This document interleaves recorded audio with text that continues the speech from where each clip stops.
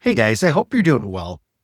This week, I want to give you a short primer on your nervous system and how it can hurt you or help you in this process of growing in freedom from pornography.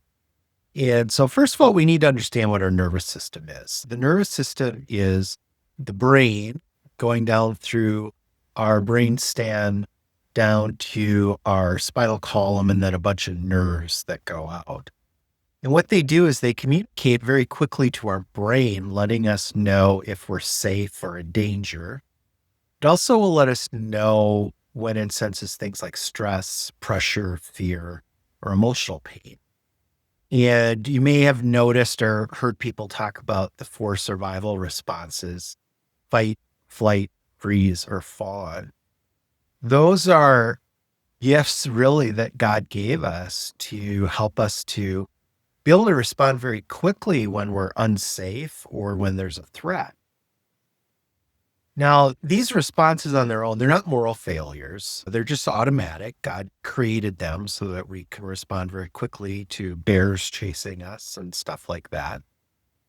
But unfortunately, sometimes our brain doesn't distinguish between a bear and just maybe an uncomfortable feeling or some emotional pain. And so what happens then is our nervous system can actually push us towards porn or other comforting behaviors that aren't really good for us. And so when our nervous system gets alarmed that something is either dangerous or, again, most likely we're stressed or bored or lonely, unsafe emotionally, we can turn to things like porn and other comforting behaviors because they give us a quick hit of dopamine that distracts us from the stress, loneliness, pressure that we're feeling. It also can create a momentary sense of escape, that, oh, I can find relief from all of these things that are bothering me. And then again, the lower brain's always looking to save energy. So the nervous system turns to these things because these are predictable and easy. So one of the important things we want to do is learn to create other ways to regulate the nervous system, particularly in the first month or so as we're learning to live free of urges and respond to urges better. And so I want to just go through a quick list of different techniques that you can research on the internet, find some information about. They're all very helpful. What specifically will work for you is something you really have to experiment with. And I would also say practice outside of when you need it. But breathing techniques are a big one. I use the stop, drop, and breathe, which I talk about a lot. Some people find box breathing very helpful. This is actually something that Navy SEALs get trained in. Is you breathe in for 4 seconds, hold for 4 seconds, out for 4 seconds, hold for 4 seconds, and then repeat in 4, hold 4, out 4. So that's one technique. Like I said, Navy SEALs have been trained in this for years. Another one is a long exhale. So maybe you inhale for 4 seconds, but then exhale for 4 seconds. That actually has the ability to slow your heart rate and put your brain into the I'm safe mode so that you can relax and your nervous system can calm down. Beyond breathing, you could also do a cold water reset. Just go in the bathroom, splash some cold water on your face. It actually activates the dive reflex, which can calm your nervous system almost instantly just by simply splashing some cold water. Movement is another way to reset and calm the nervous system. Push-ups, jumping jacks. I'll sometimes just, if I'm stressed at work, I'll just go for a 5-10 minute walk. And it's the bilateral movement actually just gets blood flowing. I focus on, again, just taking some good deep breaths. And that helps me to calm my nervous system down. Stretching can be something that relieves tension and resets your nervous system. There's also, you can use something called grounding techniques.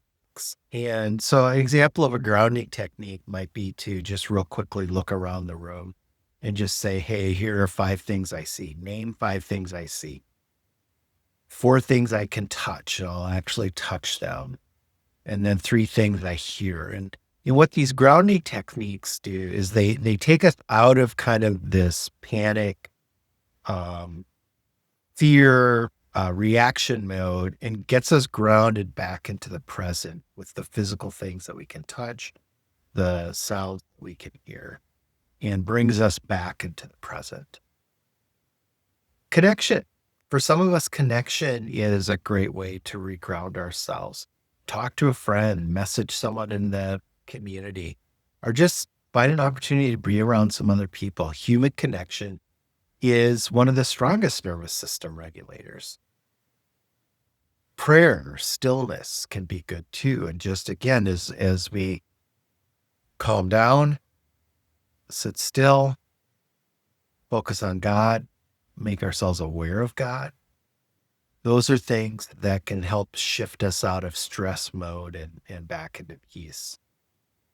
And then finally, some people find journaling or even just kind of creating voice notes on your cell phone can be something that's very helpful too. So just getting a chance to express these thoughts. Some people, that helps them to process these by being able to talk to them.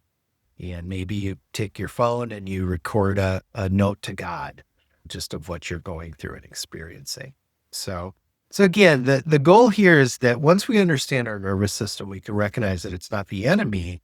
It's just trying to protect us. But then as it gets overwhelmed, as it goes into threat mode, we want to have some strategies to be able to calm it down. Again, particularly that first month as we're learning to live free of pornography and need ways to respond to those urges, your nervous system is naturally going to feel that threatened because it's not getting comfort through pornography like it normally is. These are all very healthy, non-buffering methods to be able to comfort yourself. I'd love to have you share in the comments what you find helpful when you find your nervous system is dysregulated, and encourage you to try 1 or 2 of these out this week and let us know how it goes for you. God bless, guys.